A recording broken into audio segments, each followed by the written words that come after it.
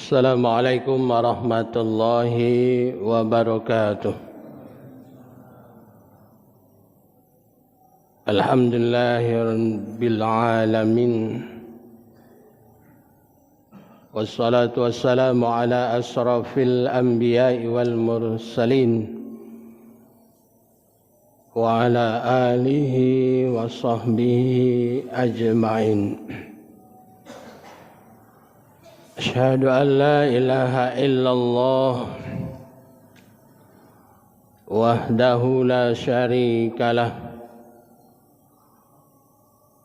wa asyhadu anna Muhammadan abduhu wa rasuluh la nabiyya ba'd. Allahumma salli ala Muhammad wa ala alihi wa sahbihi wa mawalah. Qala ta'ala a'udzu billahi minasy syaithanir rajim. Bismillahirrahmanirrahim. Ya ayyuhallazina amanu taqullaha haqqa tuqatih wa la tamutunna illa wa antum muslimun.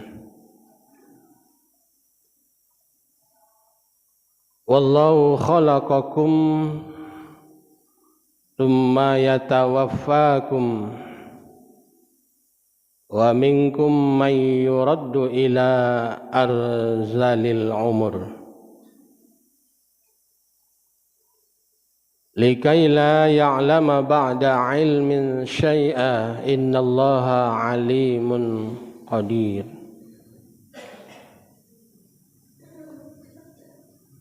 Bapak Ibu jemaah salat subuh yang dirahmati Allah, adalah kita tak hentinya untuk bersyukur kehadirat Allah Subhanahu wa ta'ala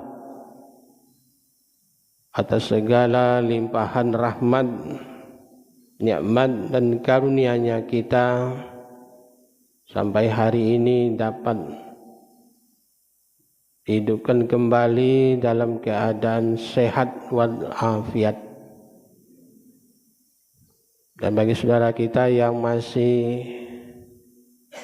terbaring sakit, semoga diangkat sakitnya oleh Allah, disembuhkan dan dapat beraktivitas kembali sebagaimana biasanya, dan dapat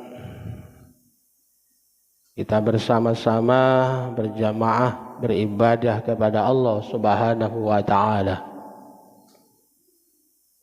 Salawat dan salam senantiasa tercurah untuk Nabi kita, Nabi Muhammad sallallahu alaihi wasallam.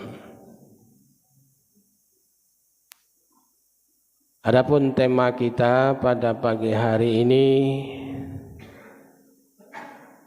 adalah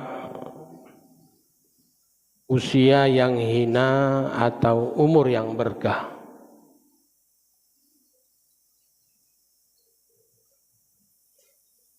Setiap ada yang merayakan hari ulang tahun, kalau zaman sekarang ini kita selalu mendengar ucapan selamat panjang umur.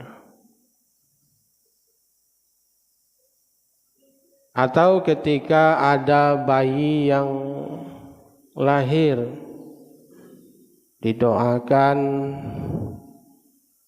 agar sehat, usianya panjang. Namun adakah kita mengetahui, memastikan dirinya sendiri usianya panjang? Muliakah atau hinakah? Penuh keberkahankah atau tidak?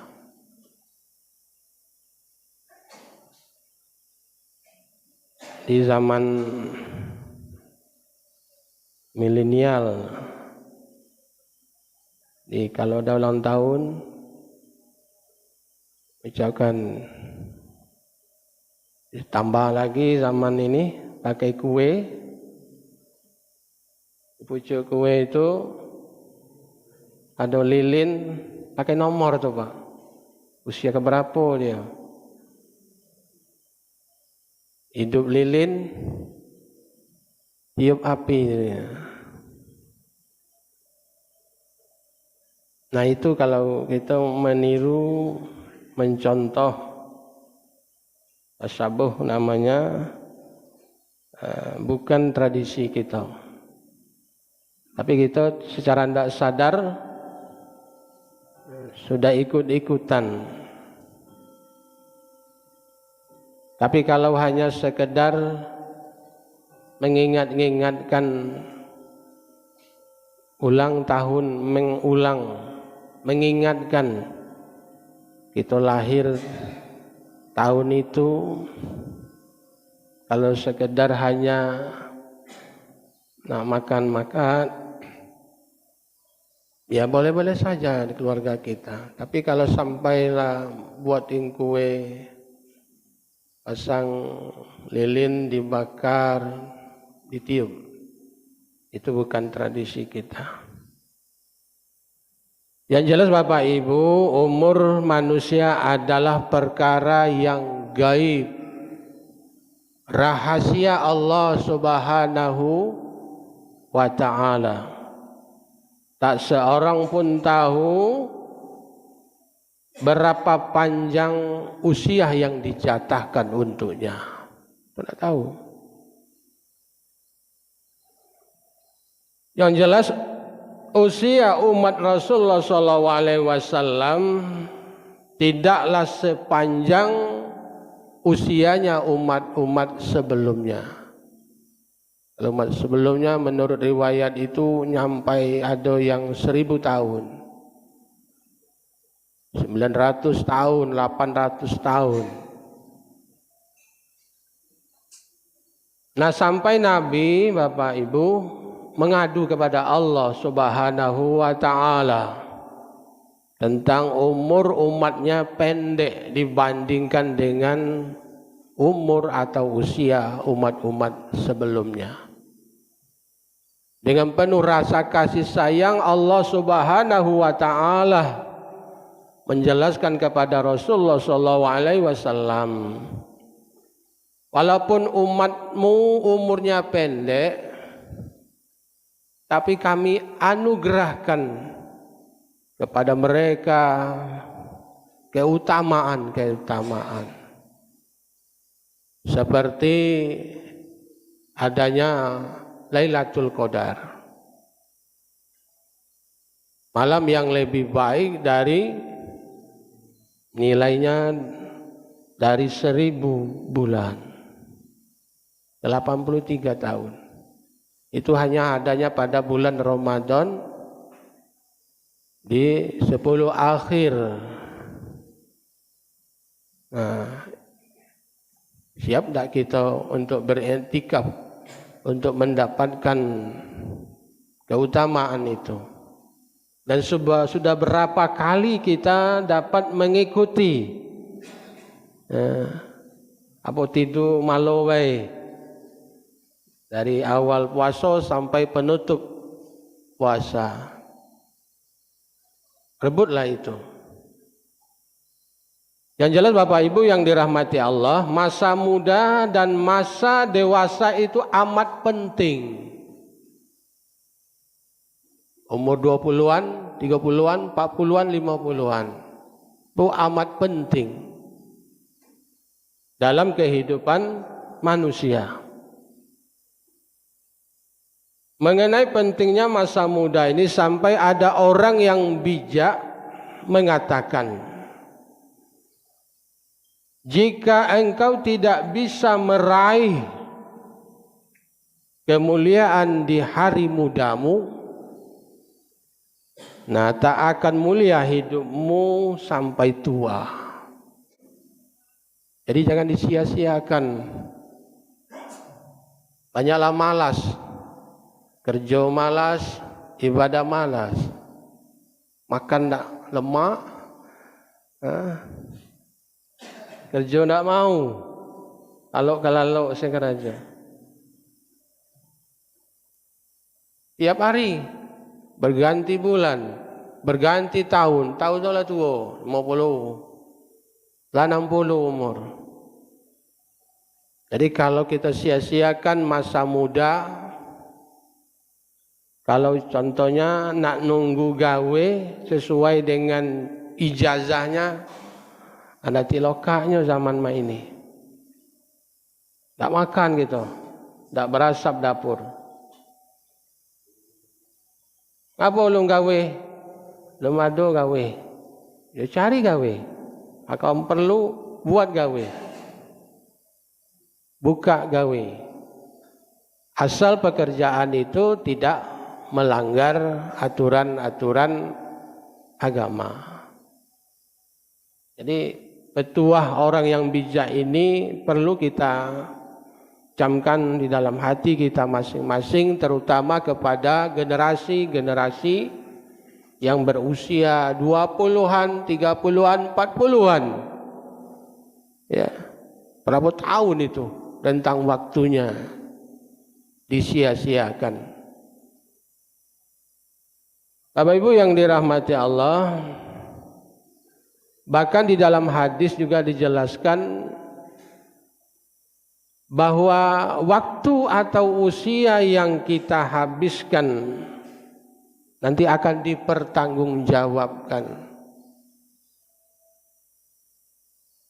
Dua kaki manusia tidak akan bisa melangkah ya pada hari kiamat nanti sebelum selesai ditanyakan 4 perkara kepadanya. Yang pertama, usianya, umurnya dihabiskan untuk apa? Untuk senang-senang wae. Makan tidur, seperti itu. Yang kedua yang ditanyakan, masa mudamu dipergunakan untuk apa? Ya, bacalah jawab masing-masing. Mudah-mudahan generasi muda tidak melewatkan masa-masa mudanya untuk mengisi waktunya. Yang ketiga yang akan ditanya nanti, masalah harta. Ini masalah harta ini 2 pertanyaannya. Dari mana kamu dapatkan harta itu dan untuk apa dibelanjakan harta itu? Dari mana didapat? Po halal, po haram, po kabur-kabur, abu-abu, akan ditanya. Yang keempat yang akan ditanya adalah ilmu kamu. Kamu punya ilmu. Pada ndak apa ilmu itu? Pada diam baik. Apakah sudah diamalkan ilmunya? Hadis riwayat At-Tirmizi. Bahkan Bapak Ibu, orang-orang salafus soleh, kalau dia sudah berumur 40 tahun, nah, kalau sudah berumur 40 tahun, hendaklah bersiap-siap melipat kasur. Itu apa dilipat kasur? Bahwa setiap tarian nafas, bahwa itu kita sedang berada menuju kepada akhirat. Sampai tak merasa tenang, tidak betah lagi hidup di dunia ini. Kalau wong salafus soleh. Artinya lipatlah kasur itu mengurangi tidur. Tidur dikurangi, memperbanyak ibadah.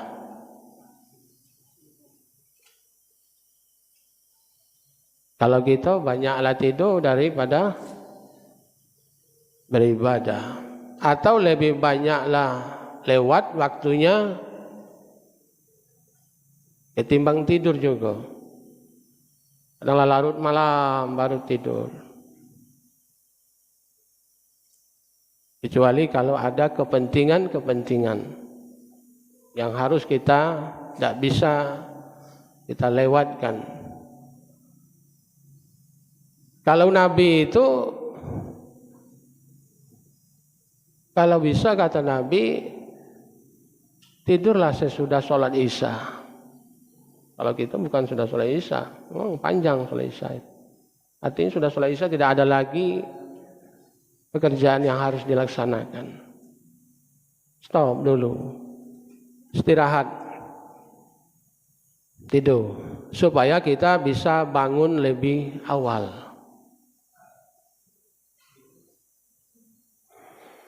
Bapak Ibu yang dirahmati Allah, jadi masa ketuaan manusia dari umat Nabi Muhammad itu antara 60-70. Ini kata Nabi ini, umat kamu itu usianya kalau 60 sampai rentangnya 70 itu sudah penuaan umur.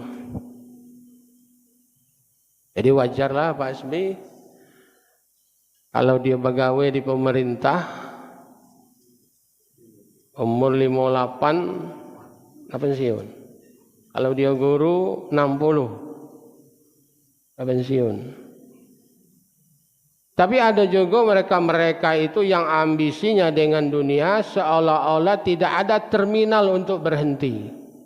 Pegawai terus. Kalau sudah pensiun cari lokak lain. Walaupun itu lokaknya tidak jelas.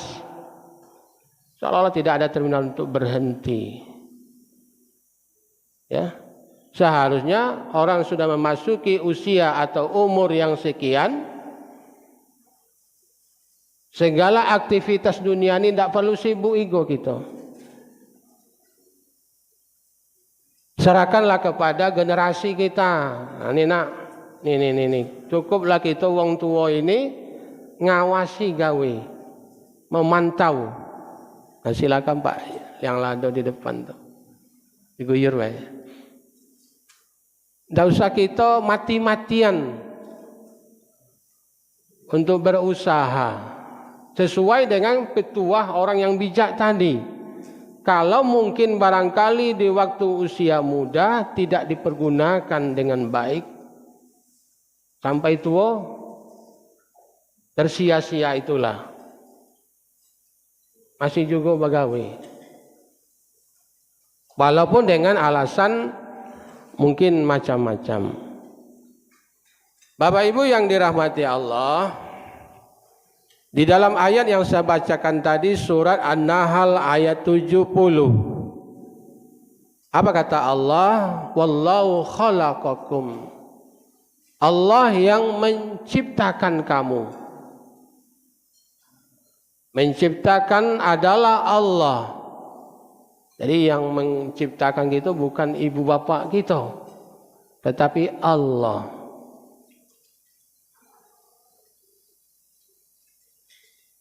Kemudian kata Allah, summa yatawaffakum. Lalu kamu diwafatkan, dimatikan oleh Allah.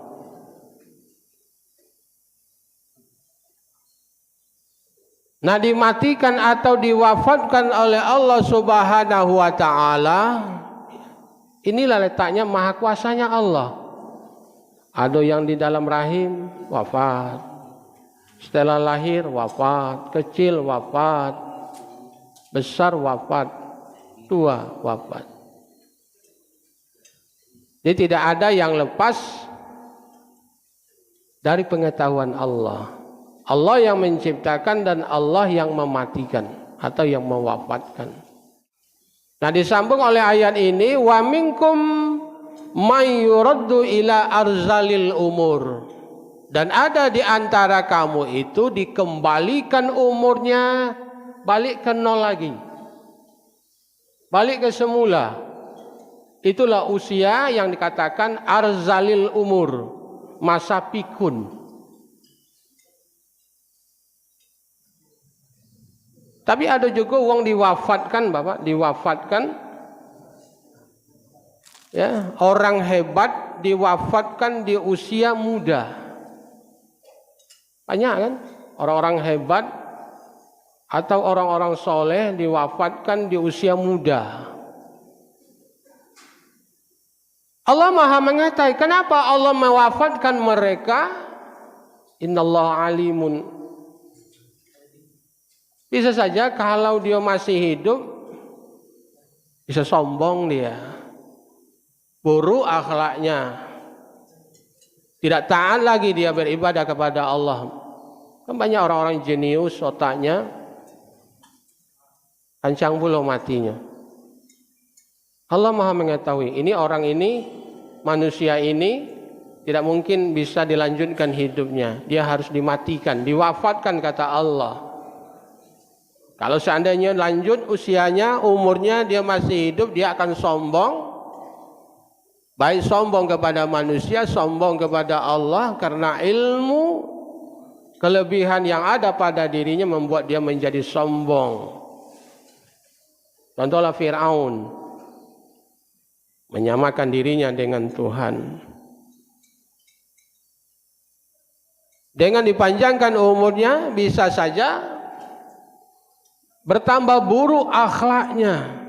Banyak orang sekarang, Pak, semakin profesor pangkatnya, ingatlah akhlaknya, bahkan mencaci agamanya sendiri, menghina, merendahkan agamanya sendiri.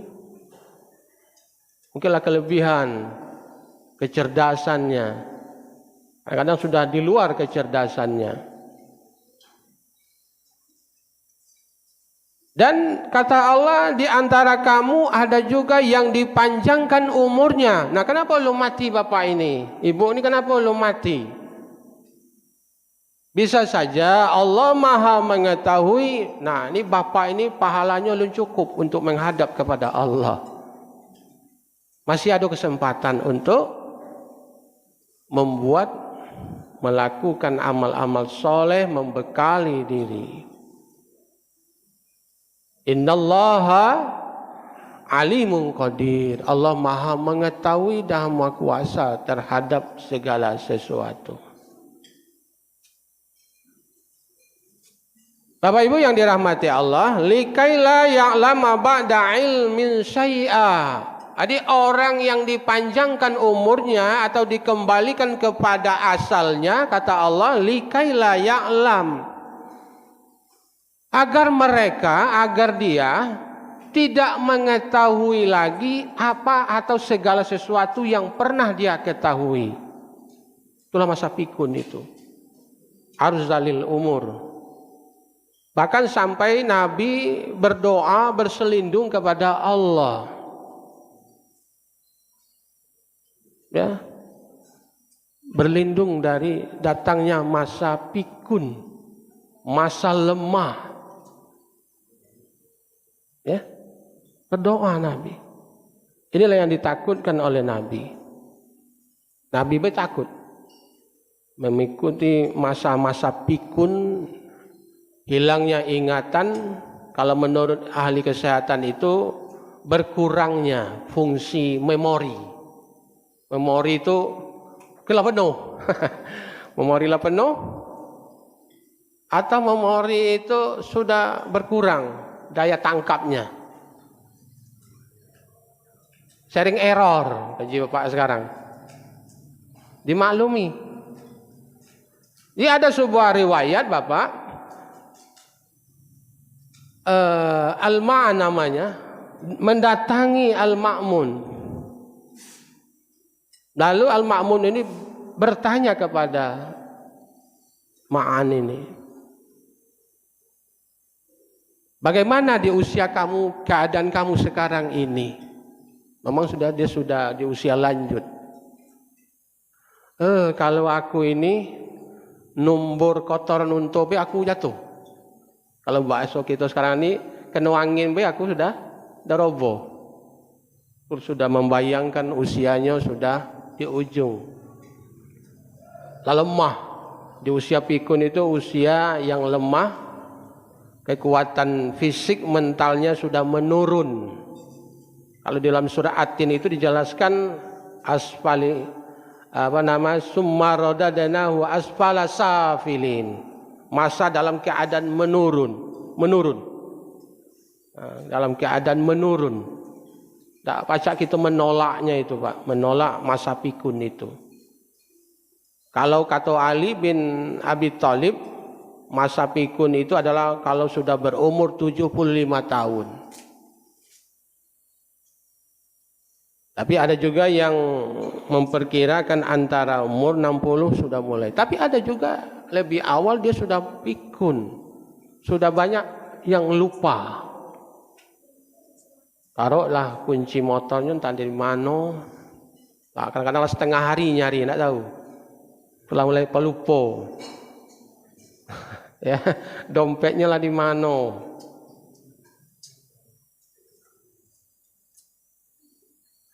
Ya. Kemudian lanjut tanya jawab si Ma'an tadi dengan Ma'mun tadi.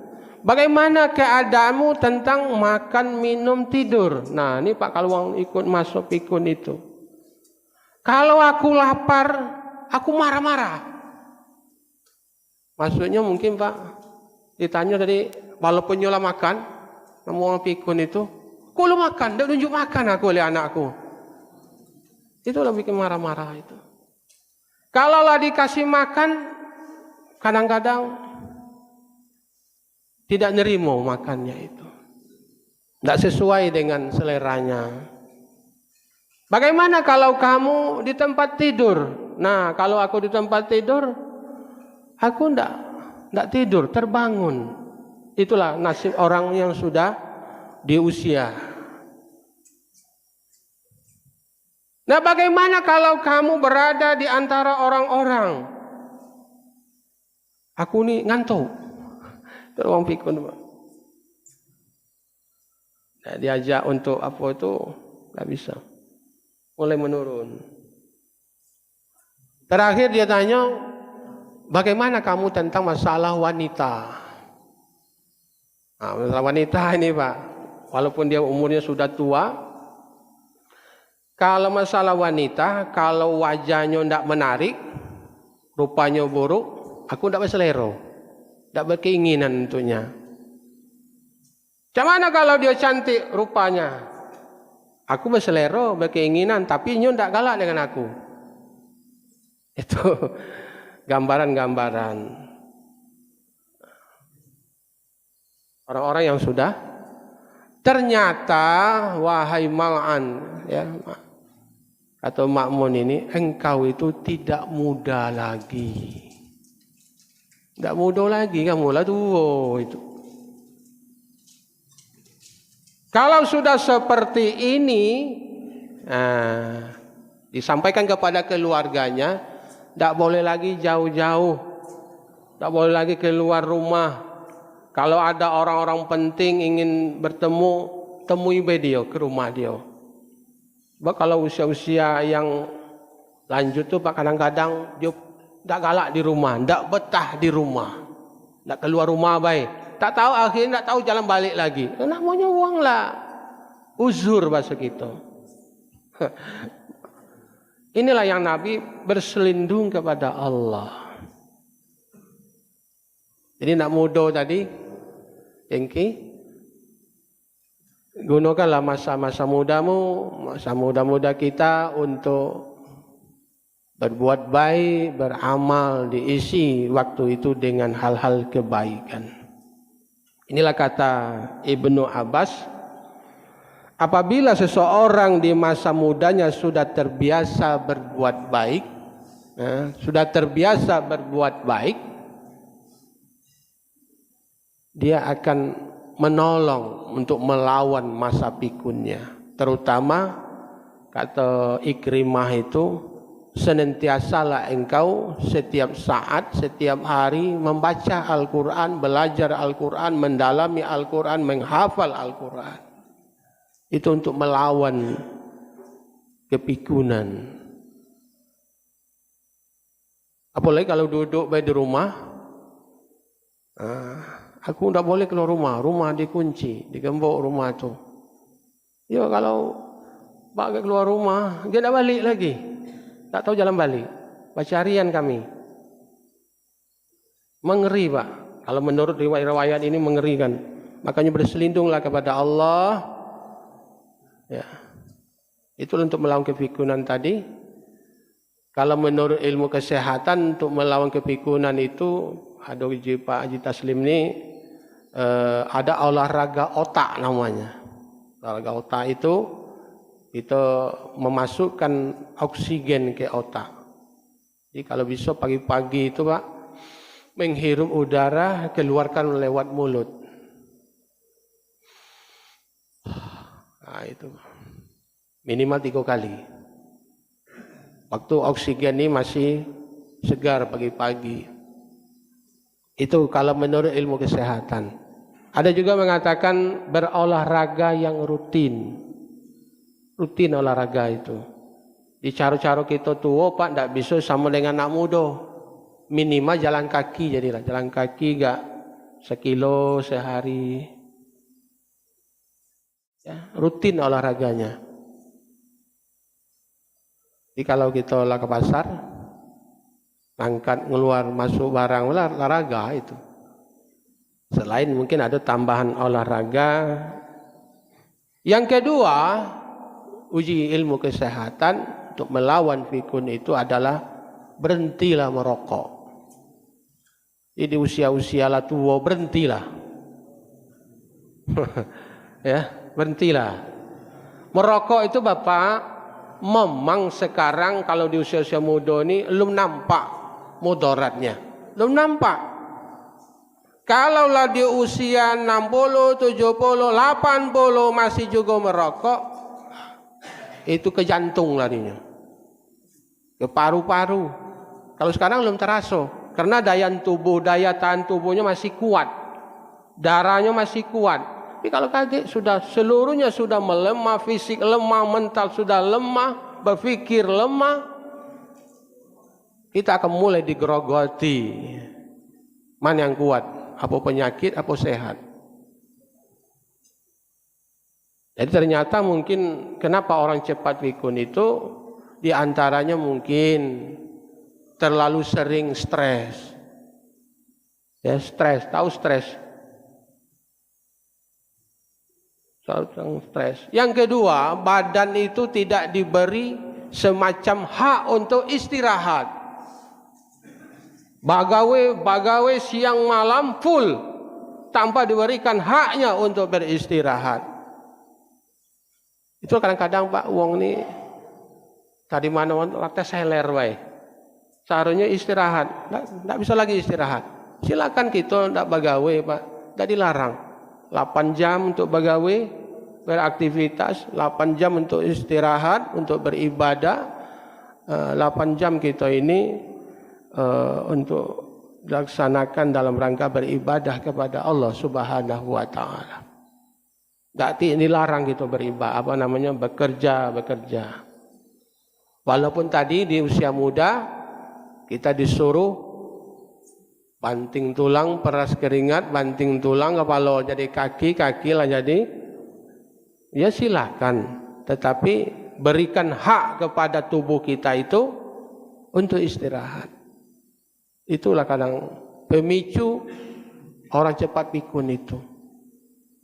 Karena bagawai siang malam full. Kita bukan robot. Kalau robot itu tidak mengenal lelah juga, itu paling kurang rusak. Kalau manusia rusak juga, kan tidak? Itulah galak dol itu, ya. Apa? Karena sering dipakai, dia rusak. Jadi berikan hak-hak kepada tubuh kita untuk istirahat dan jangan banyak stres. Jadi untuk melawan kepikunan itu olahraganya rutin. Yang kedua, berhentilah merokok. Ya, apalagi yang tadi usia-usianya yang sudah memasuki arzalil umur, sudah masuk usia pikun. Pak, aku ini usia pikun ini tambah merokok tambah kuat ingatanku Pak. Lajulah situ. Lajulah situ. Ya. Sebab sehat itu mahal, Pak, mahal.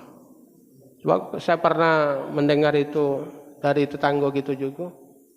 Jantung ini dibedet. Ya. Ada penyumbatan. Berapa biaya? 350 juta, Pak. Kalau dana mandiri. Dibedet, dikeping, ya, Pak. Nah, masukkan ada urat di kakinya ini, pengganti selang agar bisa bernapas. Berapa tahannya ini? 15 tahun. Ada juga masang pen. Masang pen itu perbuatan manusia. Ya 5 tahun katanya kalau uji dokter. Jadi mari kita gunakan. Jadi berhentilah merokok, akan membahayakan di usia-usia tua kita. Yang ketiga, untuk melawan kepikunan itu adalah mengevaluasi kembali kalau kita ini rutin makan obat. Dicengok dulu obat kita. Itu bahkan kadang-kadang makan obat tiap hari, rutin uji dokter. Itu kecanduan, Pak. Kalau bisa dari sekeping, setengah keping. Untuk menghilang kecanduan tadi. Kalau bisa 1/4 keping, kalau bisa 1/8 keping, kalau bisa tidak usah lagi untuk menghilangkan.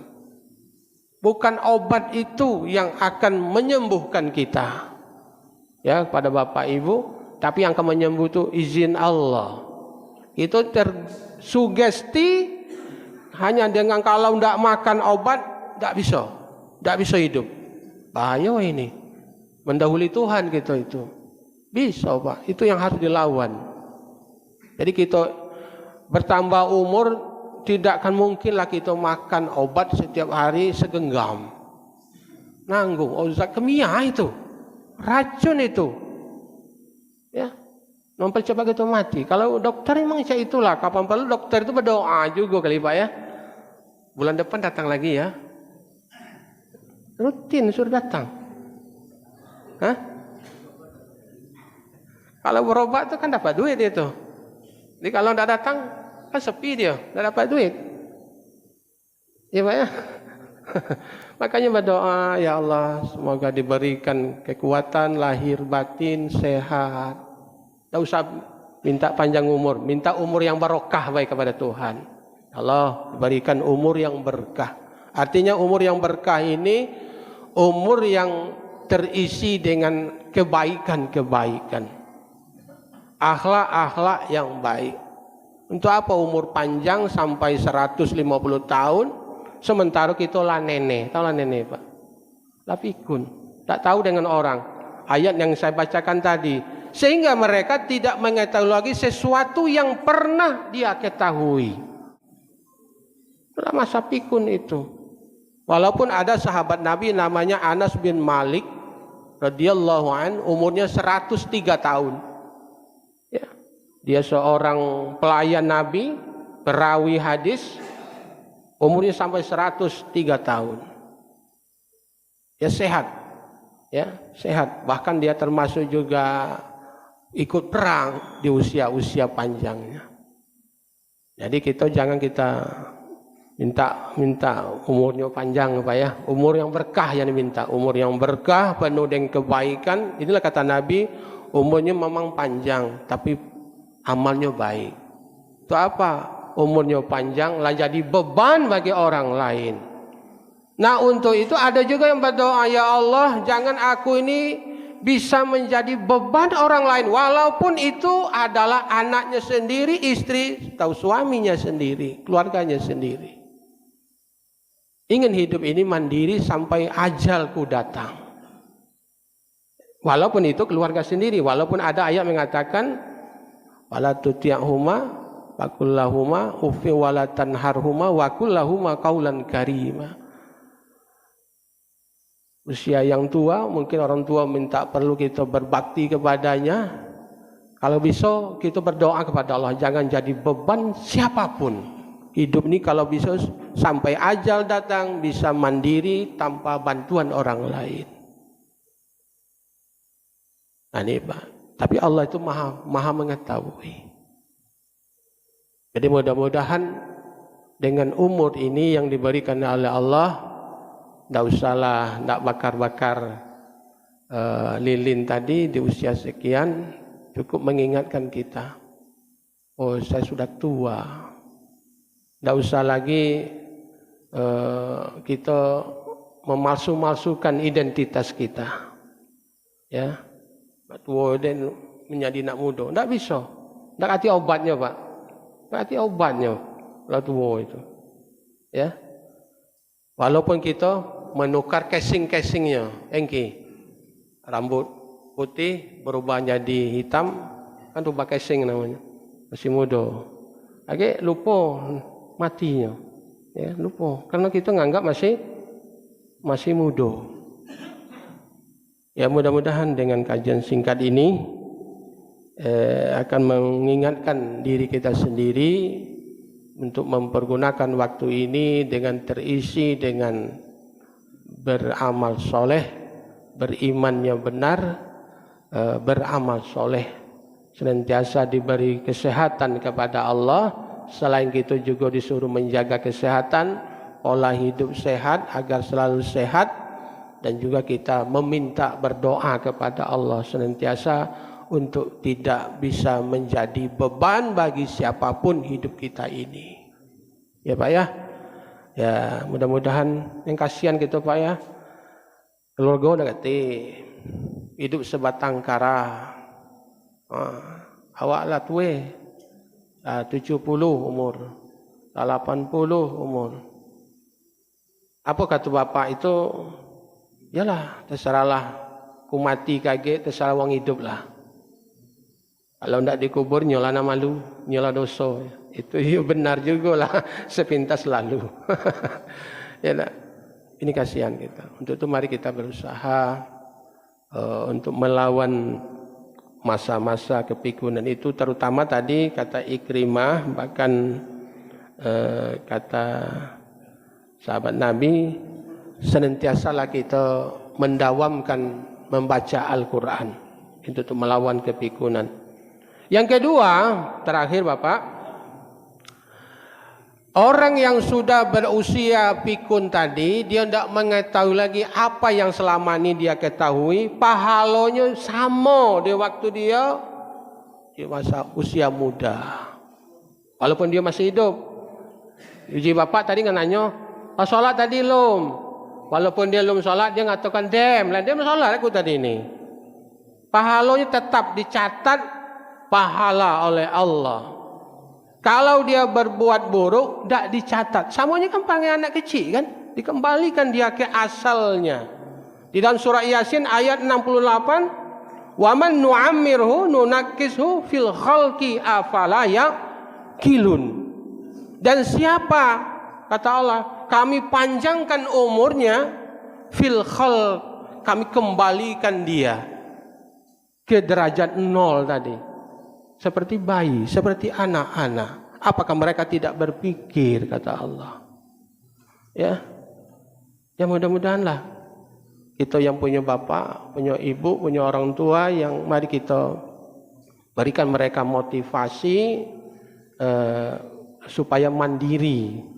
Jangan mereka diberikan semacam kita datang, kita marahi dia, ya, kita hukum dia. Ini orang tua nih, dikurung dia, tidak boleh juga. Ya, lalu mendapat perhatian penuh dari kita. Inilah mungkin barangkali pintu-pintu amal kebun, amal-amal soleh bagi anak-anaknya, bagi keluarganya, untuk membalas jasa orang tua. Ya, namun tidak akan terbalas jasa orang tua itu bagi kita. Ini saja mungkin barangkali. Assalamualaikum warahmatullahi wabarakatuh.